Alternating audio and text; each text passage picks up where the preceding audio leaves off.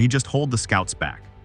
The ferry commander notes that he could bring some unexpected results to the table, and she recommends him purely out of her fairy instinct. The next day, Enkrid gets the news that he is being sent to the scout unit. When he gets back to camp, Chris asks if he did something to piss the commanders off. While Enkrid is getting dressed up, he notes that he didn't do a thing, though Grace finds that hard to believe, is still suspicious about the ferry commander. Perhaps she wants to deal with him after Krang has left. Rem comes around and asks if he is really going as he can help him get out of this whole ordeal. Enkrid says that he can't use his axe on Superior like he unusually does, but Rem notes that he wouldn't tell him to do something so harsh. Enkrid tells him not to actually do it while he's gone, as he has a history of doing stuff like that. Auden starts praying for him constantly, and Ragna offers himself to go in instead. Enkrid appreciates it, but the second he leaves the camp, he is bound to get lost, which the others agree with. Jackson explains that since he is going to the tall grass fields, he should pay attention to the changes in the grass noises. That's how he can spot an ambush from a mile away. Rem screams at him to stop teaching him weird sneaky stuff, making Enkrid wonder if it's all right to leave these guys here as they will constantly fight. However, there's nobody better suited for this job. After he enlisted, because of his not-so-great skills, he was constantly moved around and filled in for others. The one place he ended up being useful in was right in this camp, as even on the day he came to their doorstep they were fighting, but he was able to somehow control these miscreants.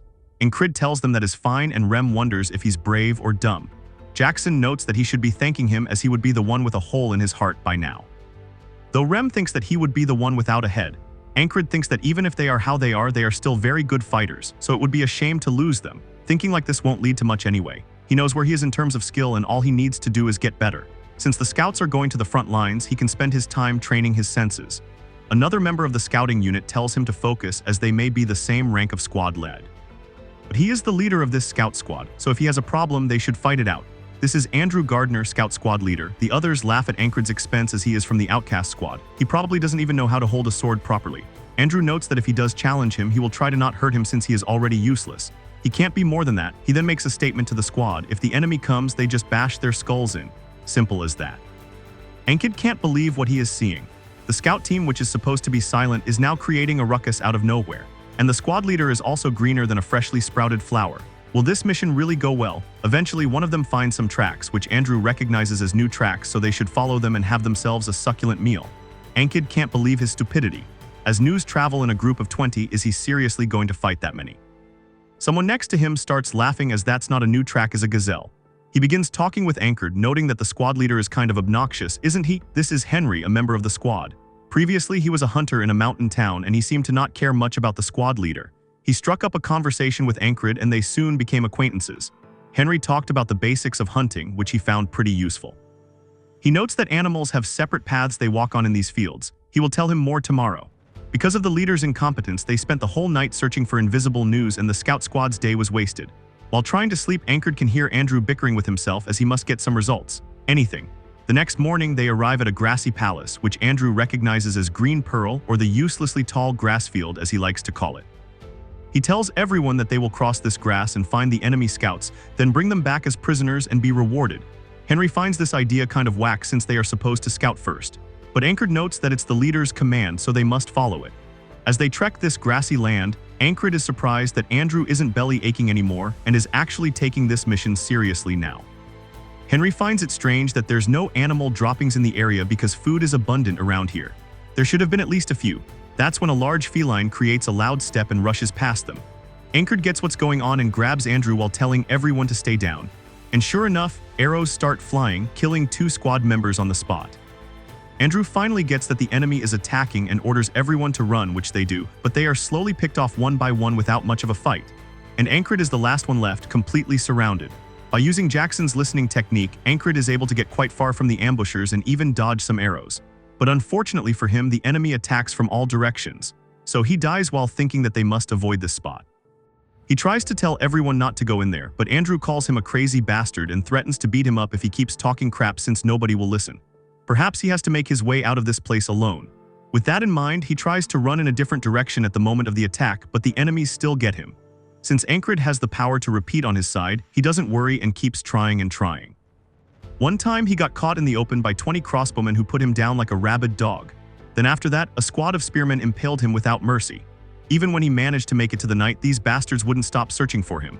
But this allowed him to notice that their uniforms are green. They must be a squad specializing in ambushes. He He surprisingly makes it out of the bush and into a large camp where he sees something that shocks him right before getting stabbed from behind. But he doesn't even care. Now he has some critical information. The day repeats again and Andrew says the same words that scrape Enkrid's ears. They will go in, find the scouting party and capture them alive to be amply rewarded. They have already tried that a few dozen times, and once they go in, the result is the same every time.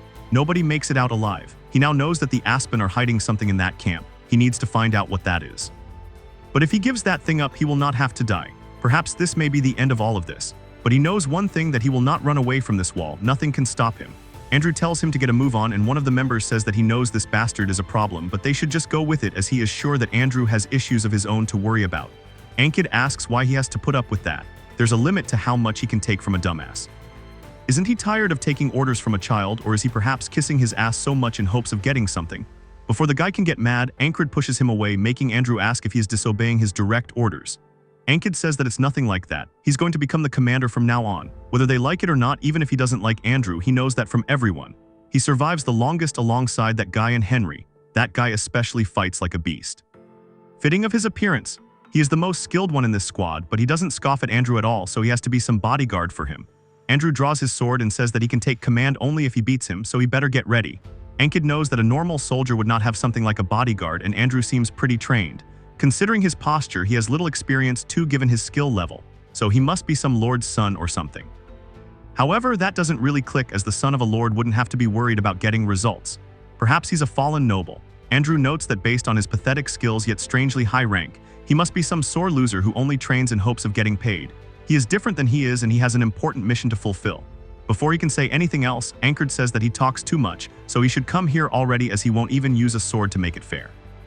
Enkrid did this because he would struggle against Andrew if this was a normal fight. But now he is obviously mad and looking down on him. This action will give him the opportunity to take over the situation instantly and use it to craft a new future.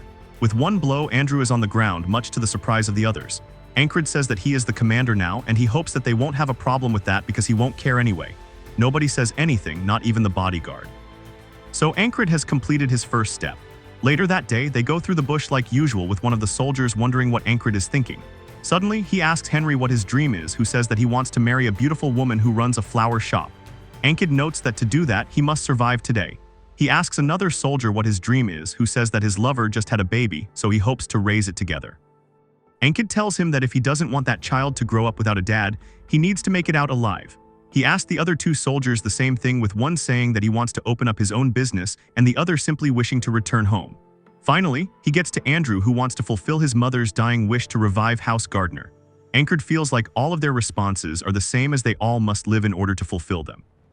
He turns around to face them and puts his entire sincerity into these next words. They will make it out of here alive.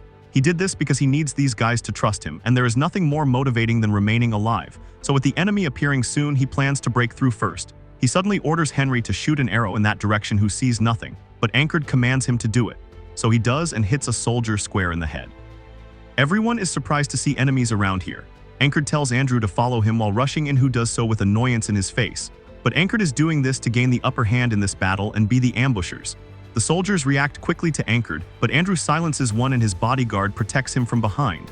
With these two fighters, they are able to cut a few people down. So now the 12 original ambushers have been cut down to 8. The rest are ready enough to charge in after the sacrifices of their comrades. But Enkrid does not falter in his command and commands everyone to kill everyone. With them having the upper hand, they are able to cut most of the soldiers down to size. The enemy is having a hard time locating them in a tall grass field like this one. But the main reason they were discovered first was because of this beast, an animal who was caught in human squabbles, a sign of death before. But now he is a boon, as Enkrid is using it to locate the enemies. He knows that the only reason the enemy failed to spot their ambush is because of this animal. So since he has a debt to pay to it, he will make sure that it gets out of here alive. The others announce that they are done with the enemy, and Enkrid tells them that they will move immediately. There is no time to waste. The beast follows him from behind a bit until it notices that it will be left alone. Unbeknownst to it, this oversized cat has changed everyone's lives and allowed fate to change. After a single casualty, Enkrid's unit now has 6 people remaining. He would have liked to save everyone, but he knows that it's impossible given the situation. He's just glad that so many survived. They move into ambush, yet another ambush. All thanks to Enkrid's repetitions, which allowed him to know the quantity and location of these groups. He knows that if they keep going straight, they will get shot down by the crossbowmen. So he takes a far right to avoid them and disposes of the spearmen who were after them, something that must be done quickly as they cannot be hindered. They are using hit-and-run tactics and low blows in order to survive. Even if it's not honorable, it sure does work.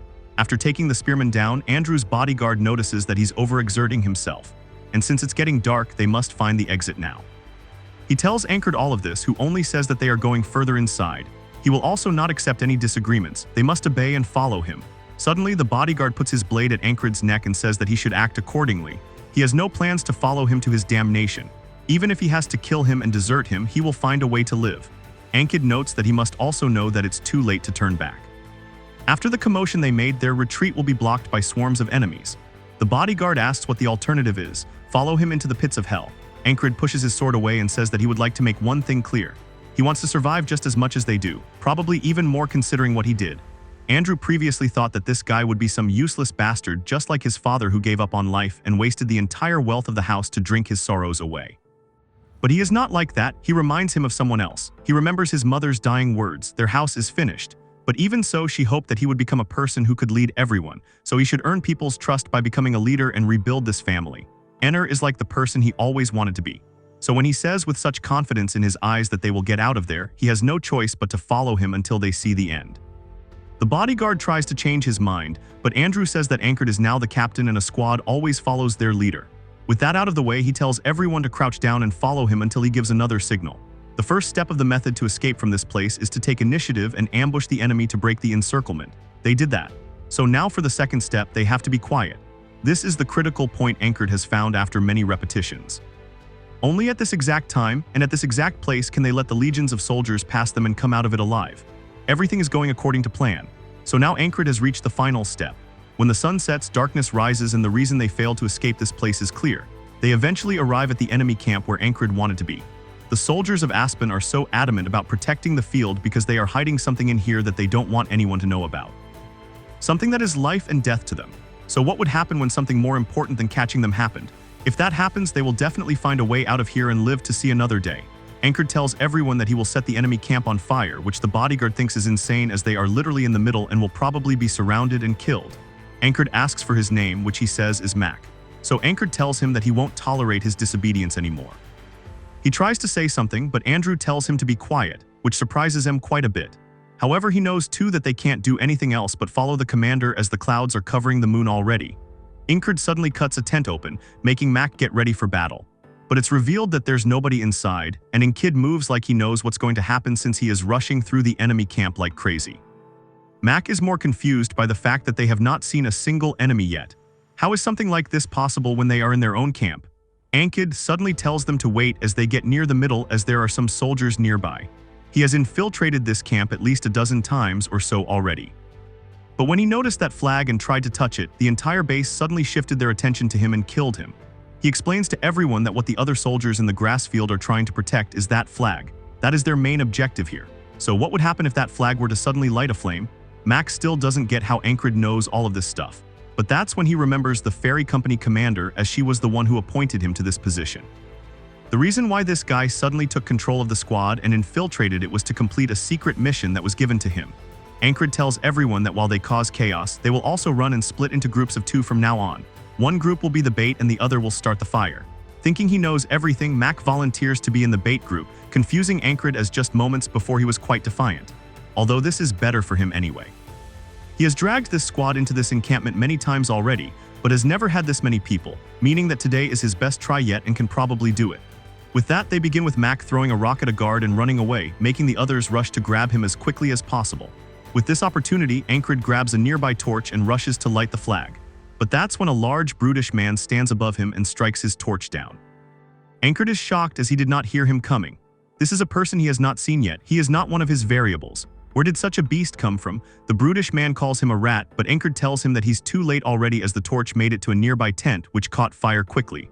This sends all of the soldiers into a panic, and they all rush to grab some water while some are still after the intruders. Mac has baited away most of the enemies, and he got the attention of the rest, meaning that Andrew has done his job and set fire to the rest of the tents. Now it's time to get out of here. He smashes his foot into the ground and propels his whole body forward towards the unknowing brute. Encrid can finally see his way out of here. He can see tomorrow.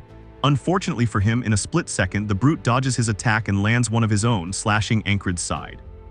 He thinks that this was the most perfect stab he could have ever mustered.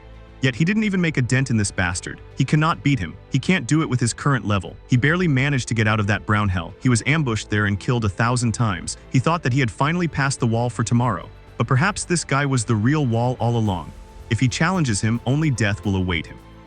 Then he will have to do all of this again and hope that everything goes right as it did today. Suddenly, the brute's expression becomes furious as he has seen that his opponent is laughing. Encrid refuses to give up just because of this and fully believes that he's going to beat this guy. He has passed countless trials and tribulations before. A simple brute will not be enough to stop him. Encrid attempts to attack the brute, who expertly parries his attack and uses this opportunity to unleash a heavy lunge. Something that Encrid barely dodges. But he does not stop there as he uses his momentum to swing at his neck before making the sword land on him again. Encrid does manage to block the sword, but he can't believe how swift and precise this guy is. He tries to mitigate this difference in skill by throwing a knife after clashing once again, but the brute easily blocks it with the back of his hand and goes in with a powerful thrust. That's when someone screams that the fire is spreading, making the brute's attack go to Encrid's ear. As he turns to look behind and sees their precious flag aflame, someone starts screaming at the brute to stop fighting as this situation demands his attention too. The brute can see that his opponent will not go down without fighting, so he relents and says that they will certainly see each other again.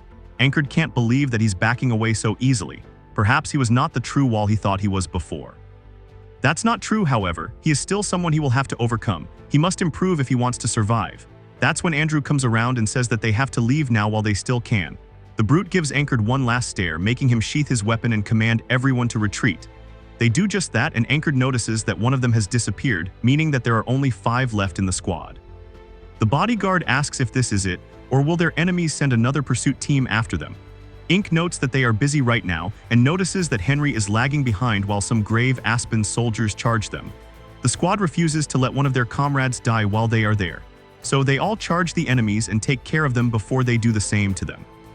Encrid tells everyone to keep running, and Henry notes that it will be harder for those guys to follow them if they run towards the fox and snake field, making the one carrying him ask if that does not also apply to them. But Henry knows a hunter's path that not many know about. With that path, they easily evade the enemy. But they still have to trek the entire field, which with the help of Henry is a pretty easy task. After a while, Encrid finally sees what he has fought for. The next day, they continue running until they get to the camp where most of them fall to the ground. Encrid takes a deep breath and enjoys the fresh air of a new day. At that moment, Grey Dog's company commander asks what happened to the flag, but the mysterious figure only says that they must prepare again and that he did not expect the Grey Dog to fail like this. The commander does not understand how this happened. The soldiers stationed in the tall grass were Grey Dog's best men, but a few measly scouts managed to get past them and set a fire before escaping. Grey Dog is an independent company with independent operational control. The name of this company comes from the Grey Dog that resides within Aspen's principalities. It has a persistent temperament, and it has a need to connect with whatever target it decides to hunt. Whether the beast is in love with its target or wants to maul their flesh slowly, the result is the same. Therefore, this company, which is named after this hound, is also called the Persistent Lovers. The commander asks Mitch Hurrier, the one Encrid fought with, if his opponent was really that strong. Mitch says that were it not for the fire, he would have killed him. Grey Dog notes that he got lucky, which is also a powerful skill. From now on, I will call him Grey Dog because he is the commander of the company, so he deserves to be called by the company's name, and it's easier than saying every time the commander. But Mitch vows to not let him slip away again. While tending to his wounds, Encrid is still conflicted as he did not pass the wall in front of him. He wanted to keep fighting that guy, but the situation demanded something else from him. That's when fate connects these two. As Mitch promises to kill that guy, and Encrid vows to overcome this wall no matter what. While Rem is swinging his axe out of boredom in the tent, he wonders what Encrid is doing as there is no news of him as of late. He suddenly stops and wonders if that bastard died. He got a lot better in a lot of ways recently, but he's still a weakling, so his dying wouldn't be that shocking. However, he actually likes this bastard, something that does not happen often. Though at the end of the day, there's nothing they can do if he really dies. Ragna slowly awakes from his deep slumber and is met straight with Rem looking at him, making him ask why he's doing that. Rem just flips him off, which causes Ragna to do the same, except with his toes. Rem gets angry at his provocation and notes that he might just kill him after all, which makes Ragna draw his blade while calling him a crazy bastard. The first thing Encrid does after getting back to camp is report to the ferry commander, who is amazed that he managed to figure out there was an enemy ambush waiting for them, infiltrate the enemy base, and also casually burn it to the ground while surrounded. He says that he only made it out because of his good decision-making and sheer luck, but the ferry commander seems quite suspicious about that. She cannot act on her suspicion, however, so she just sends him back and tells him to recover. She previously only half hoped he would do something, but she didn't expect him to prove that he's such a valuable asset. Just who is he? While leaving and wondering what that woman is thinking, Enkrid is stopped by Andrew, who sincerely apologizes for acting out at the start of their mission. They are all alive thanks to him. Will they be able to meet again though? Enkrid can't answer that for certain, so he just says that they will meet, but only if fate allows it.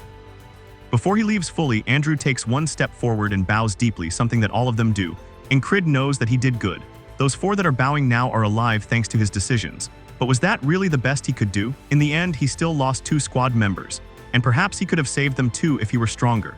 Because of his repetitions, he is able to climb over his limits. And eventually, he will be done with this desperate struggle and follow the path he always wanted, becoming a knight. He will use these repetitions for that cause and to prevent them. He will get stronger. Suddenly, his deep thinking is interrupted by a bunch of soldiers screaming about a fight. And sure enough, Ragna and Rem are at it again, with both of them looking like they really want to kill each other. Even if they are squad mates, never saw those kinds of expressions out of them. Not in the countless times he sparred with them at least. One of the soldiers resembles them as animals at this point, and Encrid realizes that they just never had to go that far against him. This squabble gave him a goal though, to make them make these kinds of faces with him too. After deflecting Rem's attack, Ragna notices Encrid in public and Rem tells him that he should report when he's back. Why is he hiding like a rat in a sack of corn? Encrid passes over their questions about his health and starts asking Rem about the way he blocked the attack just now, which makes Rem note that not even a few minutes in, he's already up to his antics. He better just get some sleep. Next, he tries to ask Ragna about his attack, but Ragna asks if he's really going to do this now. Encrid asks why that's wrong, but Ragna just shuts up and leaves. Encrid is quite confused by his attitude, as it seems he had something to say. But if there's a guy who will speak his mind no matter what, it's him, so he will say it eventually. The battalion commander swiftly learned of the enemy forces trying to ambush near the grass field, so he moved an entire battalion closer to it. Encrid's wounds healed significantly, and he constantly reflected on the way he fought. While having dinner, Encrid finishes first, making his squad mates ask if he can't just rest a little. He says that he will just train for a bit, making Rem note that if he continues to mess up his body like that, he will croak soon. The next day, Ragna wakes up earlier than usual because he is awoken by Encrid's training outside. He slowly gets up and drags his sword along while thinking about some things. He's very good with the sword, as getting stronger isn't that difficult for him. He even had a chance to become a knight at one point. However, all of that bores him to death. There is nothing he wants to do as a knight, so why would he spend his time and sweat on it? He cannot find a single purpose behind getting stronger, so he loses his own purpose. Just like that, he came to a standstill, never improving, never falling off. He arrives at Encrid's training spot where his injuries get the better of him, which makes him fall to the ground. Ragna can see just from this that he learned his fundamentals wrong, which are a must if he wants a proper start to getting stronger. With all of the shortcuts he made up for his awful fundamentals, becoming powerful for this guy is impossible even with training. However, he still has one question for him. Why is he putting his body through such hardship and trying hard like that? He decided to ask him now, why does he do this? Encrid's answer is simple. He just wants to become stronger. Ragna then asks what he will do after that, and Encrid answers swiftly again. He will become a knight. Ragna feels like a knight is just someone who knows how to fight. Does that really have meaning to him? Encrid explains that the knight he aspires to be is someone who decides for himself what is wrong and raises his sword for it, for honor, for the sick and downtrodden, and for the ones he cherishes most. Ragna begins questioning himself because of his words, as strength really is just a tool. What is a knight then? Or better yet, what is a sword? What does he want out of this short life of his? Well, pondering it like this is dumb, so he will just walk that path himself. He gets closer to Encrid and he comes to him with a proposition. Would he like to learn the way of the sword? Encrid immediately accepts Ragna's offer, who thinks that he shouldn't have proposed such a thing because he feels lazy about it already. Still, that determined look on this guy's face might prove quite interesting. He notes that he knows Rem taught him the something of the beast, right? That and his stab. He must get rid of everything except those 2 things. Encrid asks if he also has to get rid of the Valen mercenary technique, which Ragna confirms he really has to get rid of in particular. If he doesn't, even if he does learn a new technique, he will return to his habits, which is just human nature after all. If that happens, he should just give up now. So it's time to choose. Either forget everything and begin anew, or remain complacent in his mediocrity. Encrid immediately chooses to start fresh, which surprises Ragna, and he asks if he's sure. Encrid just asks what he must do first, which makes Ragna think that he's not normal at all. He explains that he has a good sword technique, so he does not need to have a lighter blade like he does now. He would profit a lot more from a long sword, so they should swap. Encrid asks if handing his sword over is okay, but Ragna doesn't care. It's not that special anyway. He begins instructing him on how to wield it and notices that he's clenching quite tightly. Encrid explains that he does it so he doesn't lose the sword, making him wonder who taught him such a thing. Encrid says that Rem did, which doesn't surprise Ragna at all. But he orders him in position and starts attacking him with full force, making Encrid have to block and see why clenching so tightly is such a bad idea. Ragna notes that it should hurt if he does that. If he stiffens up, things are going to break. He's like an old branch or something like that. Enkrid wonders why all of these squad members are awful talkers. Just what is that metaphor supposed to mean? Is he perhaps saying that he's too stiff because of how much he's clenching the sword? He probably wants him to stay flexible to keep the sword from breaking, so he needs to become more malleable. With that, he begins his training in earnest, with Ragna instructing him again and again when he spots an issue. This goes on for a while until Enkrid falls and allows Ragna to think. He did not expect for things to be this bad. This guy doesn't even know the basics, which is not something that can be taught so easily. Still, Enkrid refuses to give up. He slowly rises and asks Ragna to go again. Ragna can't deny his conviction and notes that they should take things slow. Baby steps are the best after all. That's when Rem arrives and asks what they are doing here, skipping meals and disappearing like that. He asks Enkrid if Ragna is giving him a hard time. Does he want him to deal with him? Enkrid asks what's going on as he's not usually dressed up. Rem tells them that they are being called as the enemy forces are gathering in the distance. Every soldier gets ready and in position, but Ragna wonders if teaching Encrid those things was a mistake as he's still new and can't fight well with them. He just might die because of that, meaning that he will unfortunately have to look after him. Encrid really wanted to learn more from Ragna. In the distance, a familiar flag flies as the enemy approaches, and the warlock notes that this is the end for them. As soon as he says that the entire area is covered in a mysterious and heavy fog, making people unable to see each other. That's when they all hear a certain sharp noise coming towards them, and only Encrid recognizes that they are arrows. So he tells everyone as such, but some do not have the opportunity to defend. The ferry commander realizes this is no common fog. They have been completely had. The warlock laughs in their faces as getting this spell ready was a hassle. He had to offer the blood of tons of animals and collect the cleanest water from the purest lakes while also constantly casting rain spells. Once they activated this spell, it obscured all vision. And unless they get under the casting point of the spell, that being the flags, this will be a one-sided battle. This is called the Fog of Annihilation. Mitch comes next to him and sees that he's quite satisfied, which the warlock confirms. He barely managed to get this working, especially after they lost a flag. This makes Mitch think about his opponent. He has to find him and teach him a lesson in manners. Encrid dodges the incoming arrows the best he can, and someone behind him warns him to keep his head down, which he recognizes as Ragna. The one in front of him cursing out the enemy is definitely Rem. Even if he's so close, he can't see him, meaning that they cannot fight like this at all. Only when an arrow falls right next to him does he realize that his breath is getting strained and he is getting stiff and his legs are refusing to move, meaning that he cannot use anything that Ragna taught him. He didn't expect to get all of his lessons on the first try. And even Ragna said that he should go back to his old style since he doesn't have this new style down and will make a lot of mistakes. Even then, Encrid knew that only death awaited him if he tried. So he had to resort to some more drastic measures. He rushes through the fog, allowing an enemy to impale him with a spear. The enemy thinks that this guy is over with, but he is spooked when he sees the determined smile on his face and finishes him off quickly, allowing Encrid to go back to his teachings. If he's honest, Ragna is not a good teacher because he is a genius. Things are more obvious for him and they are hard to put into words. Even now, he wonders what he did wrong as all he commanded him to do was swing downward. Encrid knows that he's not making fun of him. He's just like that and asks where he should center his gravity. Ragna doesn't know how to answer, something that Encrid expected. His explanations are quite lacking, but observing and listening are his strong suits, so he will remember his stance no matter how many times it takes.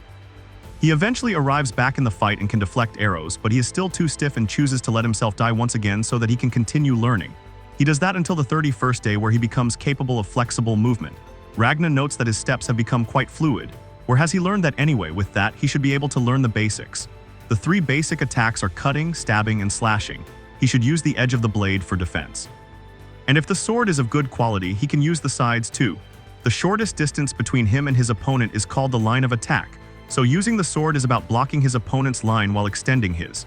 He should draw his opponent in his head the best he can and reach out to him with the sword. The next time he goes into battle, he can easily dodge the enemy's spear that was always ending him too easily. Unfortunately for him, 3 more await him behind, but it's fine as little by little, he is starting to change the usual today. He successfully learns how to parry and dies again. He also successfully learns the diagonal slash. These things add a little bit more at a time, and even if he dies, he doesn't care as his progress is steady. This time when he fights Ragna seriously, he is able to use all that he learned to successfully defeat Ragna, who sees an entirely different person in Encrid because he has truly changed. With this, he thinks that he can't improve any more with his talent. And despite Ragna's screaming, he still charges in. His body, swift and easy as a feather, is able to dodge the enemy. This is the road he must take in order to become a knight. And even if he experiences the most pain anyone has felt, he feels gladness and joy. This is so fun that he could go insane from it. He goes back once again to the time when Ragna asked him if he wanted to learn the sword. He immediately agrees that like he did all of these times, he will die as many times as it takes for him to achieve his goal. After testing him a bit, Ragna realizes that he's good. Too good, in fact. Has he been fighting like a second-rate mercenary on purpose up until now? He's got all the basics down. To him, it seems like he needs more experience in the field rather than more training. With those words in mind, Encrid goes through today tons of times. Must be over 200 by now. And now he tries to use everything to see where the techniques he learned will take him. He slashes through the first enemy like butter. He grabs the knife that killed him so many times and uses it to attack the hidden enemies in the front who are all confused. Enk disappears for a bit, making the enemy think that they are safe until he comes around and starts slashing them up. One of them tries to shoot him with the crossbow, but Encrid has learned from Ragna that he should use his eyes to predict his feet to move closer and his hands to end the fight. Encrid can only smile as things are much different. Fighting feels fresh and swift compared to when he didn't know anything. He wants more, so he moves forward with great anticipation. He is met with a dozen or so men pointing their crossbows at him. One of them congratulates him for making it this far, but this is where he will stop. Encrid takes a step forward and says that they should fight things out with their swords like men do. The enemies become scared of him, and so they shoot him down before he can do anything.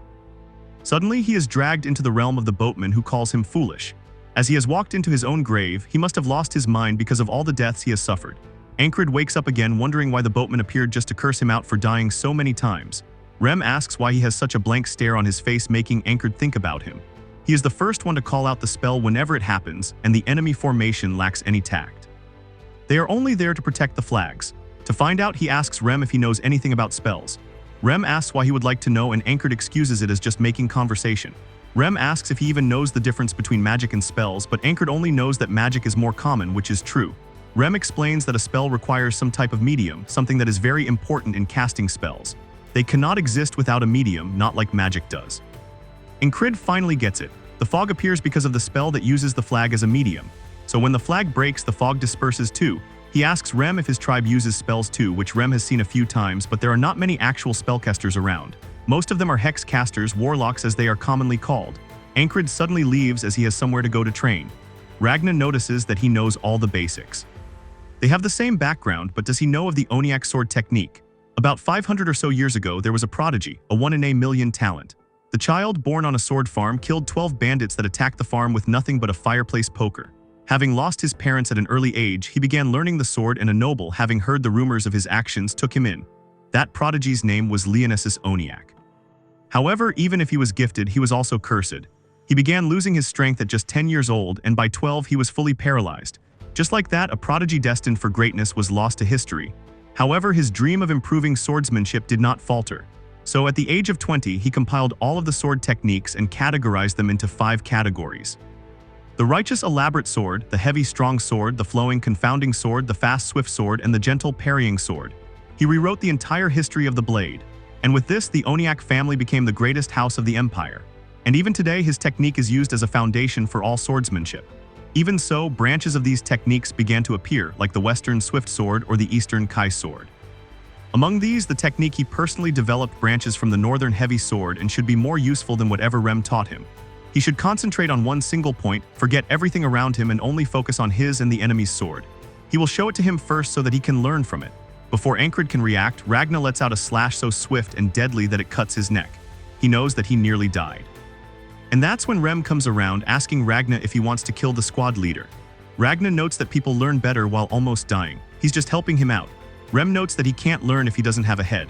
Does he even know how long it took for him to teach him the heart of the beast? While they argue, Encrid thinks that both of them are awful teachers, and Rem knows that Ragna is from the far north, which breeds more barbaric people. Ragna also knows that he's from the southern barbarian tribes, which makes him want to fight him now. But Encrid tells him to stop as he's here because they were ordered to come, right? Before he leaves, Ragna tells Encrid to remember how alert he is when he's about to die.